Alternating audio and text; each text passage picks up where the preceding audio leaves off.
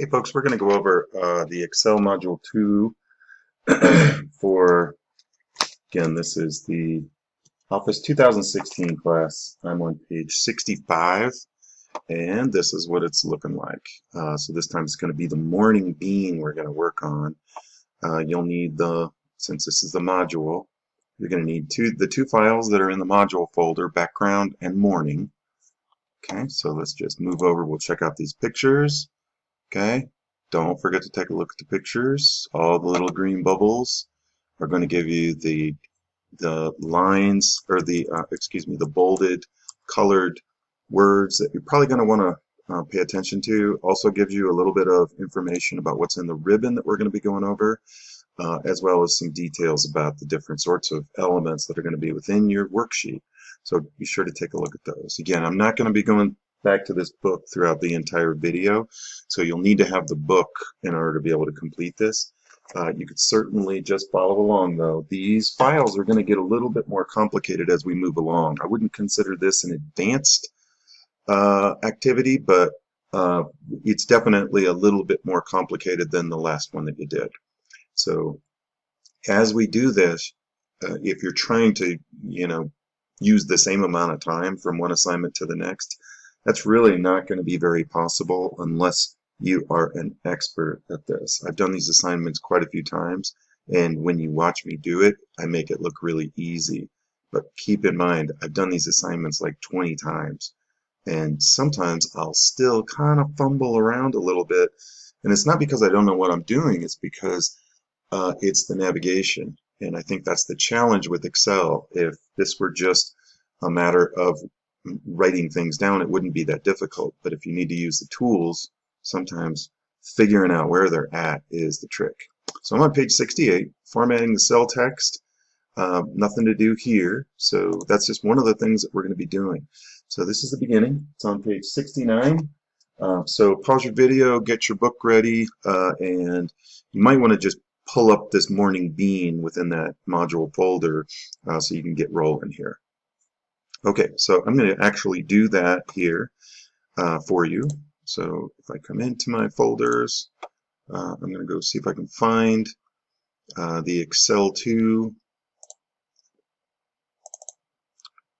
and the module folder, and they're asking you to open up the morning file.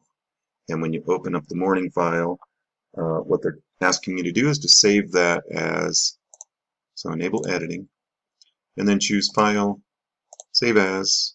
We're going to put this in the exact same spot, but again, if you're not sure about that, it's telling you that here, so that's enough for me to know exactly where it's going to go, but that might not be good enough for you. So if you want to just be double, triple, quadruple sure, click Browse and just make sure it's going exactly where you want it to go.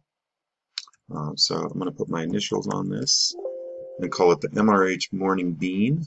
I'm going to save it, and you can see at the very top I've got it saved properly. Okay, so step 2 says in the documentation sheet, enter your name and the date. Okay, they've already got the purpose here. I'll get my stuff going here.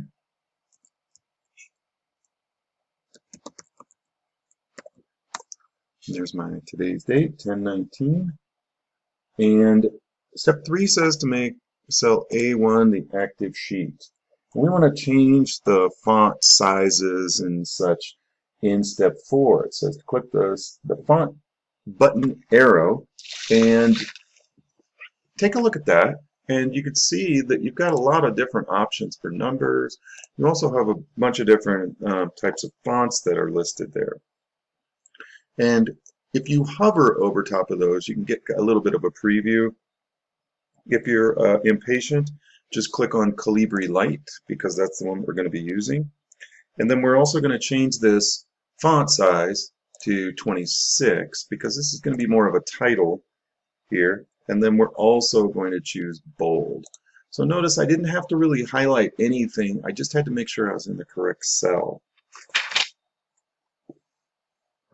Okay, so there's our title, and you can see beneath that there's some other wording. So flip over to page 70, go to step 10. So you want to just click the cell one time. So if you double click it, weird things are going to happen. So click one time on it. And we want to change the font size here to size 18 from whatever the default is. You can see mine's 11 by default. Yours may be different. This time we want to choose italic. If you hover over the italic I, you can also see that you could press Control and I to italicize that. So now it says to select the range A4 through A6. Step 13. We want to bold that. And then just click somewhere else just to deselect the range. So look at the picture on page 70. It gives you the details there with what you're going to need to know. Okay, so we're going to, at this point, I'm on page 71, and we're going to change some of the font colors now. So we want to select the range A1 through A2. And if you notice up here in the name box, it only shows A1, but I've got two cells that are actually highlighted. Well, this time we want to go to the Home tab in the ribbon, and we're going to go to the Font Color button arrow. So if you're not sure, if you just hover over top of these things, they'll come up with a bit of a screen tip. So a little helper thing. So this is the font color, and this is the arrow. So if you click on the letter A with the underline, it's going to make it red. If you click on the arrow, it's going to give you some choices. And for this one, we actually just want to use standard green on this. And to be very honest, I don't care a whole lot which color you pick. These are the standard colors down here. These are the theme colors. You can kind of see how that's working. Again, I don't really care. So pick something that you like, but I want you to be able to complete the spirit of the assignment. So if you're choosing green for this one, and the next time it says to do something a little funky, like what's going to be coming up here, you'll need to kind of continue your plan of choosing different colors. So with this time, we're going to double click on cell A1. And now if you notice on my screen, there's a blinking vertical bar between the M and the O. And this time we want to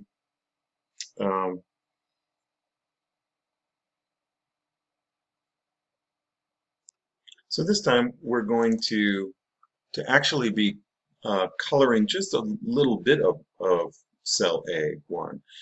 Also, you notice down here at the very bottom left, the word edit shows up, which means we're getting ready to edit that. So we want to highlight the word morning, and the way we do that is we click, hold, and drag over the word morning, and we're going to change the color on this. So you can use the mini toolbar here to change the font color if you want, or you can come back up here to the ribbon and you can do it that way. They're asking us to go into the themes, colors, and choose the gold accent 4 color, and it looks like it's the somewhere over here. Gold accent 4. Looks like it's in the very top row. Click that one, and it changes it to a different color, but only a part of the word. Click somewhere else, and you can kind of see now that that's kind of their logo. And this is a little bit old school because a lot of times these sort of company logos, you wouldn't be remaking them. They would just be part of whatever software you're actually using. But it's nice to know how to actually do this. So flip over to page 73, and we're going to select the range A4 through A6. So this is the author, date, and purpose. We're going to go to the Home tab in the Font group and find the Fill Color button arrow. So that's the one that's just next to it. Again, if you click on the Fill Color, it's going to make it yellow right now on my screen, but if I click on the arrow, it gives me the option to pick some other things. I'm going to pick the white background one, the very first square, and that seems kind of foolish because it's already got a white background, but we're going to change the color of the text. Okay? So this time we want to select the range B4 through B6, and we want to choose we want to format the cells with the green font color. So we're going to pick the green font color in the standard colors. And we're going to choose the white background fill color for this.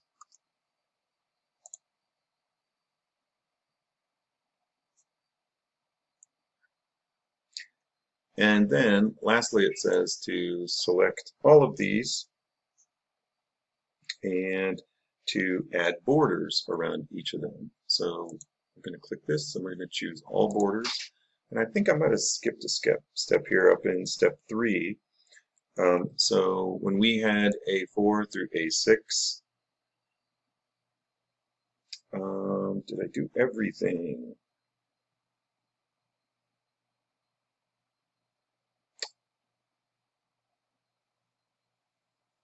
Oh, right. So in A4 through A6, I didn't do the background.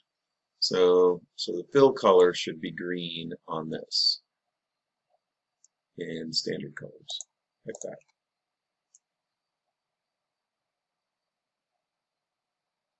Okay. So it doesn't really matter too much. I'm not going to get all crazy about whatever you do here, but I would like to make sure that you have cell A1 with 2 different colors in it, big text. I'd want A2 to have colored text and slightly less large as A1. I want to see some background colors in these cells down here, and then also some colored text, etc., along with the borders. And again, I'm not too picky about all this. I'm just trying to make sure that you understand where these things are and what they do. So flip the page to 74 and you can see the picture there. It looks similar to what I have in mind. Oops, doesn't look like I changed the text color there. So we'll make that text color white. Okay, so that's the editing process right there. The other thing we can do here is if we go to the very bottom between row 6 and 7 and get a split cursor, and then if we drag that down a little bit, we'll go over and let's wrap the text for the display the sales information and see if we can make all of that show up. Something like that. Okay? Just trying to make it look good, that's all. Okay. Bottom of page 74, we're going to add a background image to the documentation sheet. So if we go to the page layout tab in the ribbon, and if we click on the background button, it's in the page setup group there. So this kind of browse, it's kind of a silly thing, but we want to click from a file and click browse. So this is going to let us look on our computer. We want to try to find that place for Excel 2 in the module, and there's a background image that's in there. So if we insert that, if you look on the background, it kind of put this paper white sort of background in there. And that's all fun and games. And it helps to highlight what you've done over here with these cells. But the problem that gets created with these backgrounds are if you try to print them on printers without selecting a whole bunch of additional steps, you might end up like kind of just printing them with real light gray color on the entire sheet, which is going to just drain your ink. So just be careful of using a lot of background images here. It's possible that it could help you. So for example, I think a better use of this would be to have an image that says draft if you didn't want people to be printing it. So anyway, you know how to do it, but just choose wisely. So on step 76, it says to go to the sales report in step 1 and just kind of look there. There's a whole bunch of numbers. You don't really know what they mean. And that's part of the problem with these exercises is that some of it is just foreign to you. So, so a lot of this is just following directions. I'd recommend at this point that you start crossing the steps off in your book because you may get a little bit confused here. So we want to go to cell C6 Okay, there's a blank cell there, and it's just below 2017. So C6, make sure you're in cell C6, and then type the formula that they list in step 2. And I'll do that here for you. So equals SUM, left parenthesis, C27 colon, okay, so make sure you get a colon, that's 2 dots, and then N46. And then don't forget, it shows a right parenthesis there, and press the Enter key. And now you can see that there's a big fat number that shows up there, and that number should be somewhere around 9.8 million. Check step 2 for the exact number. Step 3, it says to go to cell C9, so another blank cell. And it wants us to enter the formula equals, so as soon as we type the equal sign, we're entering a formula. So it's equals C6 minus, left parenthesis, C7 plus C8, and then a right parenthesis. And if you look at what I've got here, it shows you some colorized information about which cells we're actually going to be using. So we're going to add cells C7 and C8 first of all, because those are in parentheses and that's what you do first. So if we add up those 7 and 8s together, then we're going to take and subtract that number from cell whatever is in cell C6. When I press Enter, that's what's left over. And it gives you that in step 4. Okay, so there's some more things that we're going to be doing here. And I'm at the bottom of page 76, step 1. It says to go to cell C16. Okay, I can tell that I'm in cell C16 for sure. And this time we're going to type equals C6 divided by C23. Notice that I don't need to put everything in capital letters, but it will do that for me. So if I go down to cell C17, I just press the Enter key. We're going to type C7 equals C7 divided by C23. And then press the Enter key, and then C18 equals C8 divided by C23. Press the Enter key. So this is cell C19, step 4. We want to type equals C9 divided by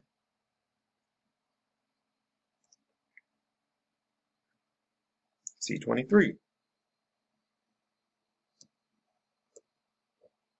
And press the Enter key.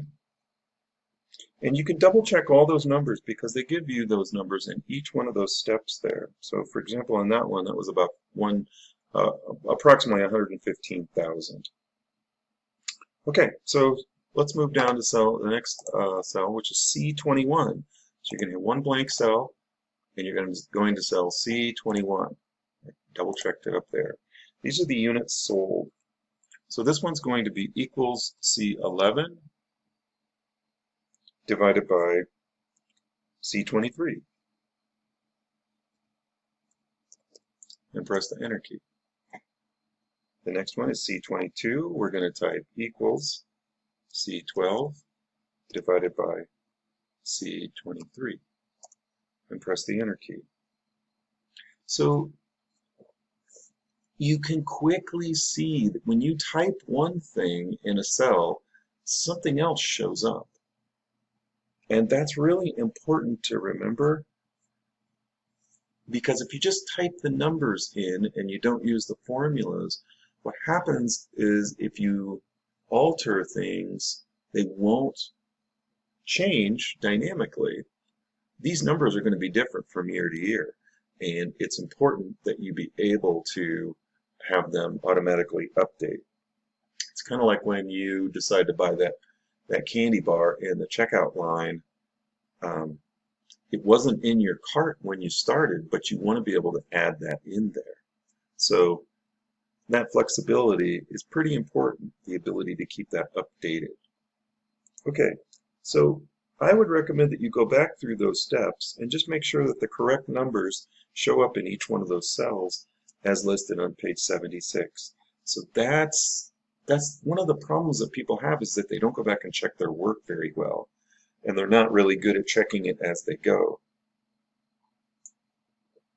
In some ways, what you could do is you can press the Control key and the tilde key, and then that gives you the ability to see all of those formulas, and you can begin to detect the patterns. So if I were to have mistyped, you can quickly see those patterns: C6, C7, C8, C9, C11, C12, all the C23s, and the other things that we typed up here.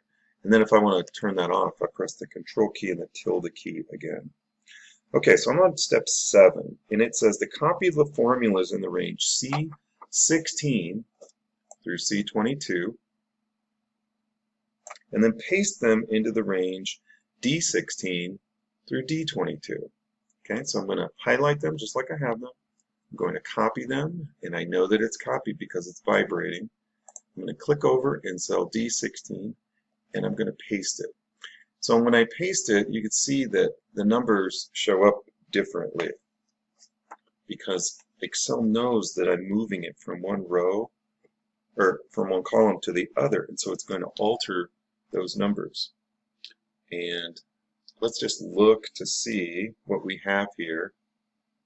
So something is not quite right, because when I'm looking at these numbers, it looks like under the net profit and loss, I have some funny number there. So I have a 0, but they don't show a 0.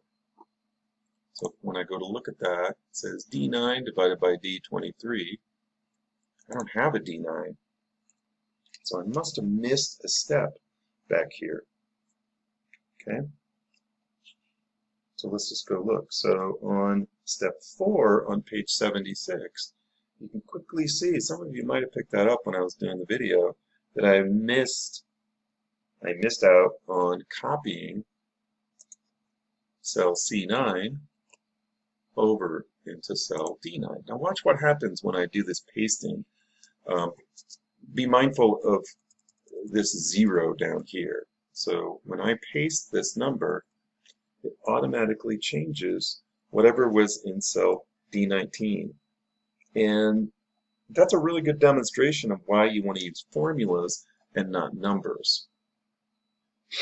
Okay, so there's the image on page 77. Just be sure to use these images. That's a really good example of that, because I definitely just screwed up big time. It made it look like I didn't make a mistake at all. Okay, 77, bottom of page 77, step 1. In cell E6, so we want to find cell E6. It's going to be right there, and we have some more typing to do. So you really need to be thoughtful, take your time. So type equals C6 minus D6. Okay, double check your work. Okay, that looks good. Okay, it's telling you that the number is somewhere around 1.28 million. In cell F6, so I'm in cell E7 right now. So I want to go to cell F6, and I'm going to type equals left parenthesis. Don't forget these parentheses because it controls the order of operations. C6 minus D6, and then put a right parenthesis in there. So that's the operation that's going to happen first. After I figure out whatever the answer is there, I'm going to divide that by D6. So let's see what that does. So press enter, and it comes up with about 14% or so, 14.8%. And that's what those decimals mean. Step 3, we're going to copy the range E6 through F6. So that's our range. Okay? And we're going to, let's just copy them. Put them on the clipboard. They're vibrating now. And now on step 4, it says select the range E7 through F9, E11 through F12, E16 through F19, E21 through F23. So you can't just do this because weird things are going to happen. So let's do this real methodically. So E7 through E9, okay? That makes sense. So I got that highlighted. I'm not touching my computer or the mouse. Next thing I want to do is press the Control key and hold it. So to get the next range, E11 through F12, fairly obvious, fairly obvious. And then lastly, E21 through F23, okay? And now I've let go of all the buttons, everything, okay?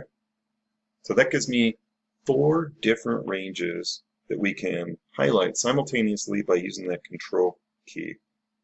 And we're going to paste that now that we have it highlighted. Still vibrating up there, which means it's on the clipboard. And when I paste it, that's what it's going to look like. And if you flip the page to 78, it's going to show you some representation of those numbers. It might be worth your time to just kind of quickly compare a few of those. There's a couple of negative numbers in there that are important to see. So there should be 2 rows that have negative numbers. And then check another number or two. You don't have to memorize every single thing, but just do some random checking to make sure that things look good, make sure that the number of numbers looks okay. You don't need to read those to figure that out. Okay, so now I'm going to click inside the name box up here, and they want us to type the letters O, not 0, but O, 26, and then press the Enter key. And it's going to take us to a cell down towards the bottom. And this time it's going to be in a blank cell, and they want us to type the word total in all caps, and then press the Enter key. And now you should be in cell O27. So if you come back up and look in the name box, it says O27. Okay. And make sure you're in the Home tab. And then once you're in the Home tab, on the right-hand side in the editing group, there's the Autosum button. So click on the button and not the arrow, and then notice what happens. So it's automatically going to enter the sum of C27 through N27, and it automatically puts all the parentheses and everything in there. So if you're in the right place, basically it's just going to add up everything to the left of it. And how it knows to do this is basically by considering the patterns. Okay, so if I press the Enter key now, it comes up with 370,000, and we want to copy this formula. So I clicked once on O27, so make sure you're in the right spot, and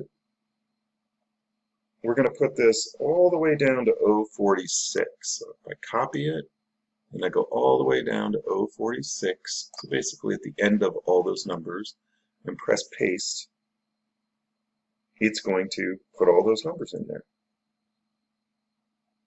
Now what we want to do is go to B47. So let's go down to B47. So make sure you're in the B column, make sure you're in the 47th row, and we want to type in the word, whoops, total. Don't know why that all got highlighted there. And we want to press the Tab key after we've typed the word total. So we're in cell C47, and we want to select the range C47 through O47, and we're going to calculate the total monthly sales for all of the stores. Okay, C47 through O47. So you just want that blank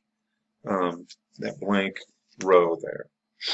And on the Home tab in the Editing group, we're going to click that Autosum button again. So make sure you have the right stuff highlighted. Okay. When you click it, this time it's not going to be adding things up from the left, it's going to be adding things up that came from the top. So click somewhere else, you can kind of just look at that. Autosum is basically just, it's kind of a clever automatic way of Excel to be doing some pretty creative things for you, like doing all this addition. So if you had to do all this manually, this would take quite a while. And if you want to check out what's inside of one of those cells, click on one of them and then look in the formula bar and you can see what shows up there. And for each of those cells, it's going to be different. Remember, use your escape key if you get stuck and you don't know how to get out of things. Well, this time we're going to do some formatting. A lot of times folks get really used to adding in information like commas and dollar signs and negative numbers, things like that, to indicate certain aspects of the numerals that you're using. Well, Excel does this by using what's called formatting. And formatting does a lot of different things. You can make up your own formats, just like I described, or you can pick some of the pretty standard formats. And if you look at page 80, you can see that there's a such thing as a currency format and an accounting format. Most of you are probably familiar with the currency format, which has a dollar sign, and if it's negative, there's a negative sign there. The accounting format does it a little bit differently, though, because the number or the dollar symbol does not display next to the number, because for an accountant who's staring at numbers all day, that might be a little bit of a drain on your eyes. And also negative numbers don't have a dash because that doesn't really stand out very well. And the parentheses do a much, much better job of being able to figure that out no matter where you're looking at the number. So if it's a really big number, if you're looking at the left or the right, you should pick up one of those parentheses. So I don't think you have to memorize that, but I think it's important for you to know that there's different ways to display information like this. Okay, so on page 81, we're going to do some of this formatting. We're going to select the range C6, C6 through E6. Okay, so just those first three numbers on those columns there. And on the Home tab in the Numbers group, so make sure you're in the Home tab, and then here's the Numbers group over here. We're going to choose the accounting number format. And so if you hover over the dollar symbol and click it, now you have the accounting format. And the pound signs that you see there, those hashtags, that's not exactly what we are looking for. The numbers are there, they're just too long to be displayed the way we have our sheet set up. But we don't want it this way anyway because there's too many decimals. So we're going to decrease some of these decimals. So make sure that those three, the cells with the hashtags on them now are highlighted, C6 through E6. And we're going to go up and we're going to decrease the decimals. So this is the indent under the alignment with the arrows pointing right and left. There's similar sorts of things over here on the numbers for increase, decimals, or decrease. We want to decrease the decimal. We want to press it twice because we don't want any decimals here. And sometimes on your tax forms this happens where they want it rounded to the nearest dollar. Anyway, that removes the decimal place from these numbers and allows it to display a little bit more precisely for us. You can also see that there's commas in there, there's dollar symbols that are shifted off to the left, and those are all key elements of what I'm trying to show you here. So page 82, we want to apply the comma style to the sales statistics. So comma style does something similar to accounting, but it doesn't give you any dollar symbols. So we want to select the range C7, okay, C7 through E9, okay. Choose carefully. The next part of that is to press the Control key down and get C11 through E12. Okay, so basically the numbers just beneath there, but none of the blank lines or cells. And now you can notice that there's this comma thing going on up here. Big black comma. Click that, and it's going to give you something similar but without the dollar symbols. We want to decrease those decimals now. Make sure you don't unselect those things. We want to decrease the decimals so that things line up vertically within those cells. So that if somebody were looking at this, they could see that certain numbers are way larger than others. So, for example, in the net change here with the 1,280,000, that's pretty dramatic. Okay, so check the picture on page 82. And this time we're going to format the percent change values as percentage. So we want to select F6 through F9, F6 through F9, and then just beneath that we're going to get F11 and F12. So these are all the percentages, and we want to click on the percent style up here. And when we do that, we've lost the decimal places, so it's rounded everything. We want to increase the decimals this time. So we'll go back up to that decimal change area, and that's 1 decimal place, and that's 2 decimal places. For the percentages, that's going to mean a lot, because with 14.88, basically it's almost 15. Okay, so check your story out on page 83, and just make sure you're looking like they're looking. So we're going to go back to that documentation sheet now, and this time we're going to select cell B5, the date. And you can see right now it says 10/19/2020. That's just the kind of default. I didn't really even choose that. But what we want to do is we want to come up here to the date pull down, and you can see that there's a bunch of other choices that are listed here along with some more number formats. They want you to pick a different date format. So pick the long date format, and you can see that it kind of spells all that out. I didn't have to retype anything. Once I had the date in there, Excel knew what day it was. On page 84, you will also see some other formatting goodies, I guess. So top line, middle of line, bottom line, blah, blah, blah, all in those pictures there. I'm not going to get too crazy with it. You're going to use a couple of them, but there's lots of ways to format text within Excel. And okay, so at the bottom of page 84, we're going to start off there. Go to the documentation sheet, make sure that cell B5 is still selected. Whoops, right there.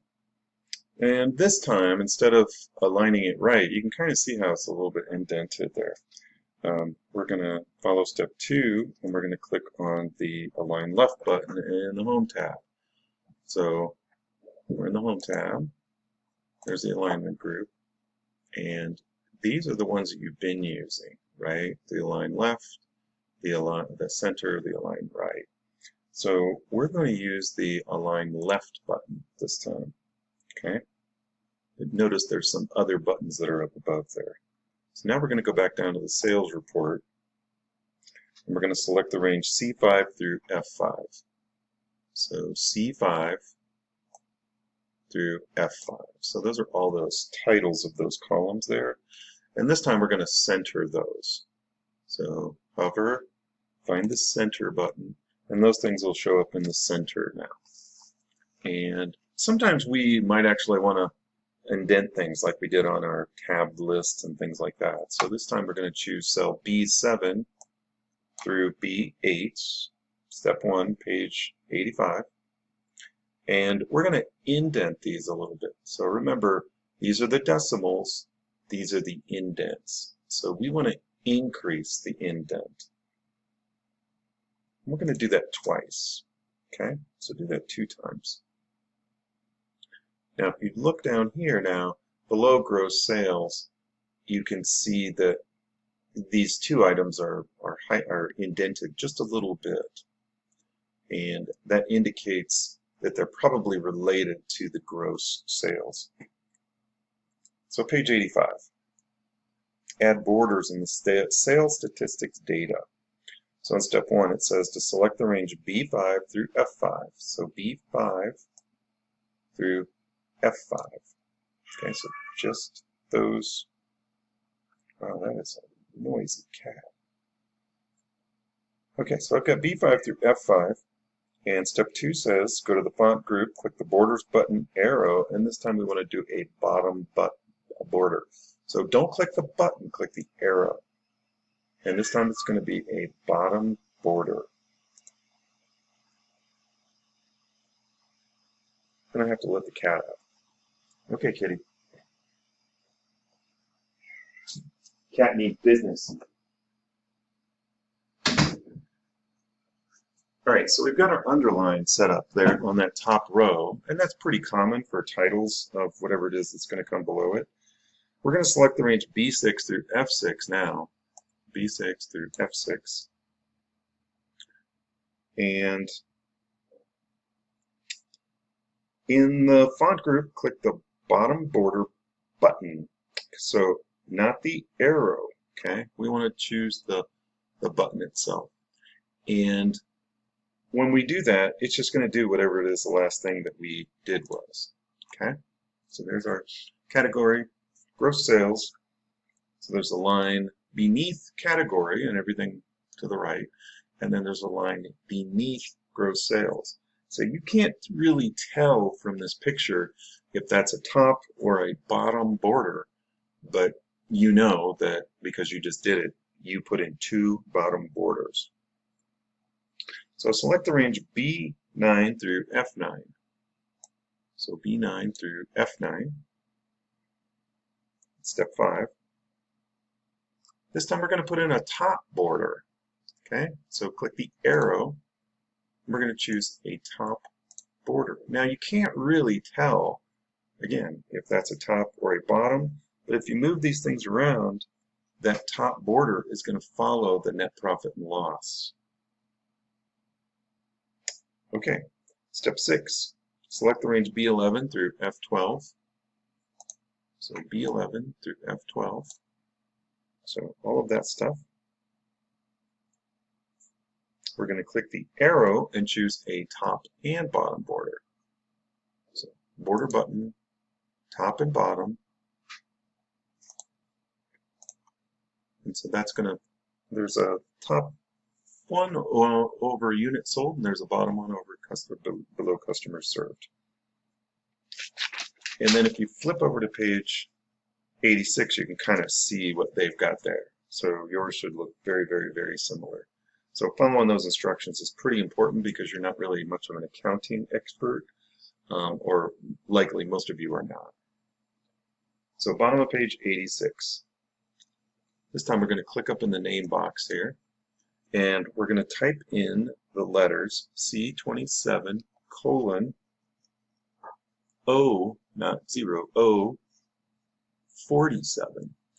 And when you press enter, it highlights a massive section down below. So that would take you a little while to click, hold, and drag around there. And so that's why we do that. We're using the name box just so we don't have to do quite as much monkeying around there. Okay, so once we have all of this highlighted, we're going to go to the Home tab. We're going to click the comma style. So make sure you're in the Home tab. This time we're going to pick the comma style. Okay. Notice that it gives us all those decimals. Well, we want to eliminate the decimals, so don't click anywhere else, but come up and decrease the decimals twice to get rid of all those numerals to the right of the decimal. We're also going to top align this. So this is different than centering. Okay. So top aligning, you move your mouse around on the Home tab in the alignment group, but we want to top align, okay? And I would probably not choose this. I'd probably use a middle align for aesthetic purposes, but from an accounting perspective, this probably is something that folks would do. Okay, so now what we want to do after we top aligned it, we're going to pick the range C26 through O26. Okay, so basically all those titles there, C26 through O26. So not the state or the store column, only the months and the totals and all that jazz. And this time we're going to center these, not middle align, but we're going to center all of those. Okay? So those are going to look a little bit differently than the store states and the stores are going to look. Now we want to select the range B26 or B27 through B46. So B27 through B46. So those are basically all those addresses. We're not getting the total and we're not getting the store. We want to reduce that font size in the Home tab from 11 to 9. And we're going to increase the indent just a little bit. So click that indent button just one time. And that just moves it away from the border. And now, while they're still selected, we're going to top align these cells as well. You're not going to see a whole lot of difference. Step 11, select the range B47 through O47. So B47 through O47. So essentially that whole last row of information. And in the font group, we're going to click the borders button arrow and we're going to put a border around all of these. So all borders. If you click off of it, you can kind of see what that does there. If you scooch over to page 87, now they want you to select the range O26, so we're on the far right side, O26 through O46. And so we're getting everything but the very last cell there. And we're going to put a border around all of those as well. So borders, all borders. And then when you click off of it, you'll see kind of what that looks like. Again, there's a lot of different ways you could skin this cat, but this is probably the quickest and most standard way to do it. So now at the bottom of page 87, we're going to merge the state name cells. So if you select the range A27 through A33, so you're going to have to do this very carefully. So we're picking California and then all of the blank cells just beneath it, not including Washington. So once you have all of those, we're going to merge them. So if you flip over to page 88, go to step 2, we're going to click in the Home tab the Merge and Center button in the Alignment section, or in the Alignment group. And now you can see the California shovels down to the bottom and all the lines disappear. So basically what we've done is we've taken all those cells and we're going to treat them like one. And I bet you can see the pattern here. We're going to go from A34 to A36, and we're going to merge and center that as well. We're going to do the same thing with Oregon. Click all those blank cells beneath that, because those are all of the Oregon addresses. And we're going to merge and center. And Idaho only has one, so if we merge and center that, it still centers that. Okay, so that's pretty helpful, even though we didn't merge anything. So if we click Nevada and the one beneath that, merge and center, and then Colorado only get the lines for the ones that for the cells to the right that have addresses in them. So in other words, don't get the total. Merge and center. And if you look in the book, page 88, the image, yours should look similar to what I have there. All right, so we're going to be fancy now. We're going to rotate these state names. And this isn't really fancy. This is space saving, actually, because if we rotate them a little bit, we can make the font a bit larger, and then we don't have to have quite as wide of a cell. Okay, so we want to pick the first merge cell, which is California. And when we click on that one cell, A27, all of them get highlighted. And now what we're going to do is make sure you're on the Home tab in the ribbon. I'm going to go to the Alignment group. And then there's this tiny little button with letters kind of going up and to the right at a 45-degree angle. If we pick that arrow, we want to find the one that says Rotate Text Up. You could easily do this with Rotate Text Down as well. You just need to be consistent when you're using this. So if you do it one way for one cell It should probably be consistent with the others. So now we're also going to middle align this one. So again, that's different than centering. We already centered. So middle align actually just moves it so that it shows up all at the same time. Now if we click down on A34 through A36, notice those are, you click one time and it gets everything. Okay, so I'm going to do this. I'm going to basically just rotate that text up and then middle align it. And what happens if we choose all of those merge cells and we choose to rotate the text up and then middle align it? And it appears as though you can do all of those things at one time. Again, check the picture there, and looks like everything's good. Okay, so it says to reduce the width of column A to 7 characters because the rotated state names take up less space. So if we click on column A, we get our split cursor, and we scooch it to the left, we can make it a lot less wide. And that's kind of cool. So we're actually going to change more things about these state names. But that saves us a little bit of space in a sheet that has a ton of different bits of information. So we want to select the range A26 through O26. A26 through O26. So basically all of the titles on those columns. And on the home tab, in the font group, so home tab, and then we want to find the font group, there's this tiny little arrow down at the right-hand side of that. We want to click that. And that's going to bring up the Format Cells dialog box. And we want to go to the color box for the font. Okay? So there's all these things, but there's this color box. And if you go to the color box, we want to pick the white background 1. Okay? Pick the color white background 1. Okay?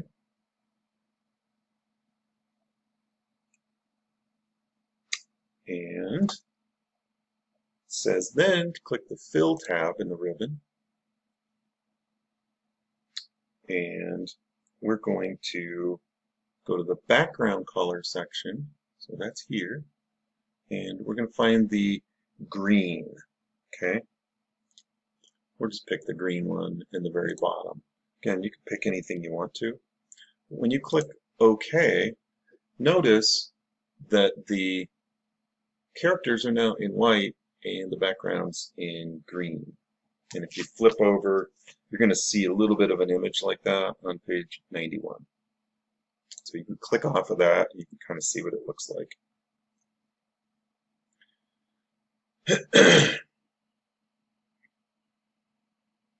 Okay, so now what we want to do is we want to pick all those states on the left-hand side.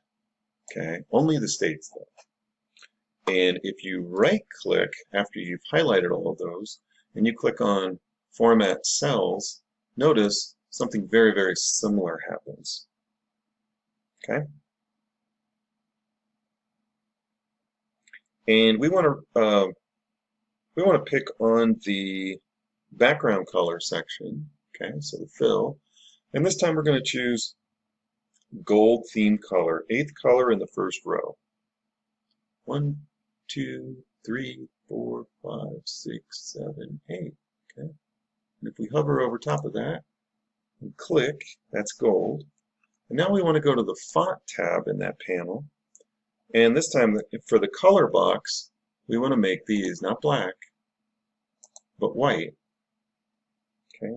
And they're going to look a little bit like what you see down there in page 91. So if you don't click correctly, weird things are going to happen. We're going to make these states about size 14 in step 6 there as well. And we're also going to choose to bold, not italic, just regular bold, and then choose OK. And then you can kind of see on the left-hand side, They look pretty good. Okay, and at this point, we're kind of done making the basic changes for things. We're gonna definitely change some more stuff here, but save your work, and we'll pick back up with page 94 and 95 in the next video. Great.